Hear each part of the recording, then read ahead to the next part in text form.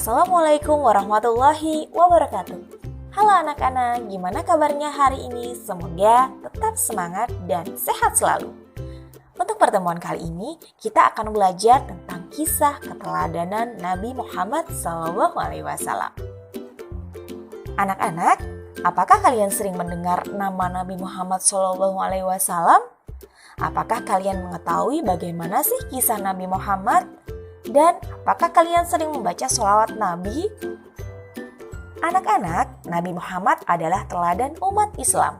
Beliau memiliki akhlak mulia, baik hati, pemaaf, dan juga jujur. Saat Nabi Muhammad lahir didahului dengan peristiwa serangan pasukan gajah di Mekah. Oleh karena itu, tahun kelahiran Nabi Muhammad disebut sebagai Tahun Gajah. Sub materi yang pertama yang akan kita pelajari yaitu tentang kisah Nabi Muhammad SAW. Setelah peristiwa serangan pasukan gajah, Nabi Muhammad SAW lahir. Ia lahir di Mekah pada hari Senin tanggal 12 Rabiul Awal tahun gajah. Ayah Nabi Muhammad bernama Abdullah. Ia merupakan putra Abdul Muthalib. Abdullah meninggal sebelum Muhammad lahir. Ibunya bernama Aminah binti Wahab. Abdul Muthalib sangat senang dengan kehadiran cucunya. Muhammad adalah nama pemberian kakeknya. Abdul Muthalib berharap agar cucunya menjadi orang yang terpuji di seluruh dunia. Nabi Muhammad disusui dan dirawat oleh Halimah Sa'diyah. Ia dikembalikan kepada Aminah pada usia 4 tahun. Saat Muhammad berumur 6 tahun, Aminah meninggal karena sakit. Muhammad kemudian diasuh oleh kakeknya Abdul Muthalib selama 2 tahun. Muhammad diasuh oleh kakeknya hingga usia 8 tahun. Setelah kakeknya wafat, ia diasuh oleh pamannya yang bernama Abu Thalib. Nabi Muhammad senang membantu pamannya untuk mengembala ternak. Ia sangat pandai mengembala. Saat tumbuh dewasa, Nabi Muhammad mulai ikut pamannya berdagang ke pasar.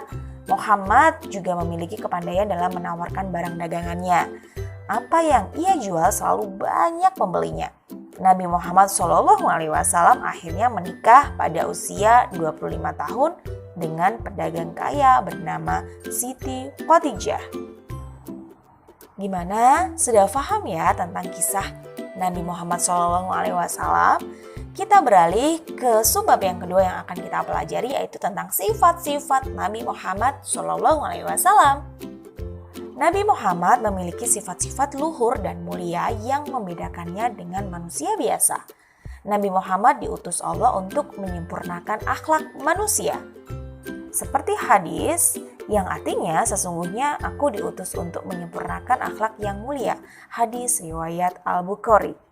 Adapun sifat yang dimiliki Nabi Muhammad adalah yang pertama adalah sidik. Sidik berarti jujur. Nabi Muhammad SAW adalah seorang yang sopan, tidak pernah berbohong, dan selalu berkata benar. Nabi Muhammad adalah utusan Allah yang menyampaikan ajarannya. Nabi Muhammad pasti menyampaikan ajaran Allah dengan sebenar-benarnya dan tidak mungkin berdusta. Adapun sifat yang dimiliki Nabi Muhammad yang kedua yaitu tabligh. Tabligh artinya menyampaikan. Nabi Muhammad selalu menyampaikan wahyu dari Allah Subhanahu wa taala dengan kebenaran. Seperti saat menyampaikan wahyu Al-Qur'an, tidak mungkin Rasulullah menyembunyikan ajaran dari Allah. Untuk yang ketiga yang dimiliki Nabi Muhammad yaitu sifat amanah.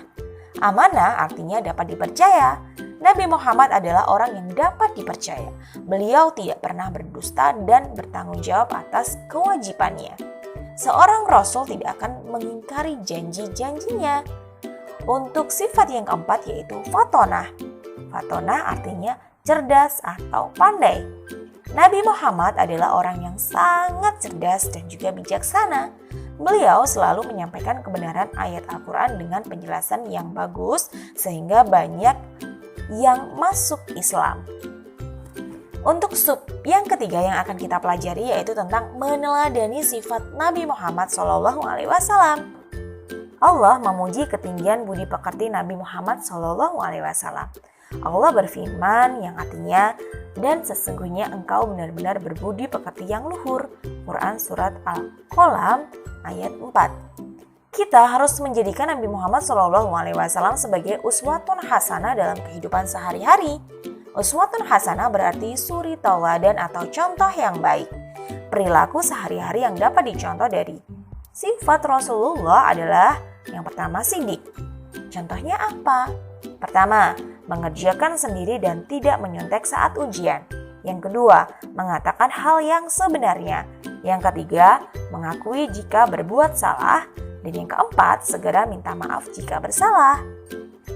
Untuk sifat yang kedua yaitu tablik, yang artinya menyampaikan.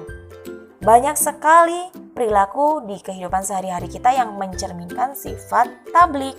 Di antaranya yang pertama, saat diminta ibu untuk belanja di warung, jika ada uang kembalian diberikan kepada ibu lagi. Yang kedua, menjelaskan pelajaran kepada teman yang belum paham. Dan sifat yang ketiga yaitu amanah, yang artinya dapat dipercaya. Contoh, yang pertama, menepati janji dan tidak mengingkarinya. Yang kedua, jika dipercaya menjadi ketua kelas harus melaksanakan kewajiban dengan baik. Dan yang ketiga, menyampaikan pesan yang dititipkan kepada kita. Sedangkan untuk sifat Rasulullah, fatona, atau yang bisa kita kenal cerdas atau pandai, perilaku yang mencerminkan sifat tersebut contohnya adalah rajin belajar agar mendapat nilai bagus, rajin mengaji agar mahir membaca Al-Quran.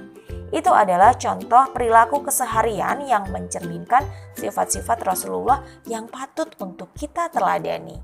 Sudah paham ya sampai sini? Oke, mungkin itu saja yang bisa Ibu sampaikan untuk pertemuan kali ini. Wassalamualaikum warahmatullahi wabarakatuh.